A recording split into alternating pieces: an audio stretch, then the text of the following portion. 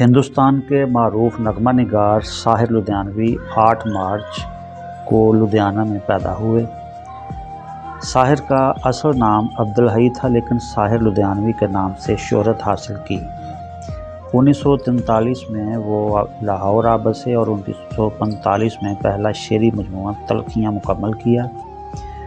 1949 میں لاہور سے دہلی منتقل ہو گئے۔ ان کی پہلی فلم آزادی کی راہ تھی، لیکن اصلی شہرت موسیقار ایس ڈی برہم کے ساتھ 1950 میں بننے والی فلم نوجوان میں ان کے لکھے ہوئے نغموں سے ملی۔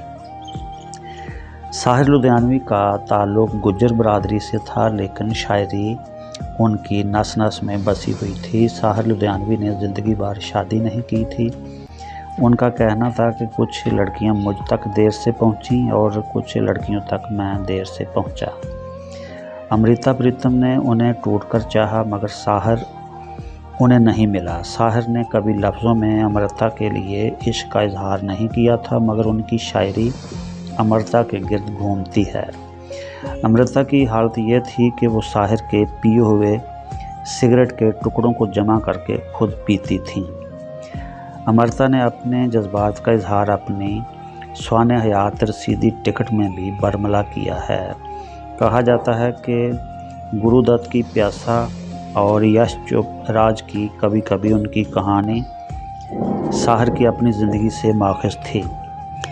ساحر نے فنی زندگی میں 2 بار فلم فیئر ایوارڈ جیتے، جس میں پہلا 1964 میں فلم تاج محل کے گیت جو وعدہ کیا وہ نبھانا پڑے گا، اور دوسرا کبھی کبھی کی شاعری پر 1977 میں اپنے نام کیا۔ ساحر لدھیانوی نے 1940، 1950 اور 1960 کی دہائی میں نوجوانوں کو سب سے زیادہ متاثر کیا۔ ان کے لکھے ہوئے مقبول گیتوں کی ایک طویل فہرست ہے، جن میں ملتی ہے زندگی میں محبت کبھی کبھی، نیلے گگن کے تلے چھو لینے دو، نازک ہونٹوں کو، میں نے چاند اور ستاروں کی تمنا کی تھی وغیرہ شامل ہیں۔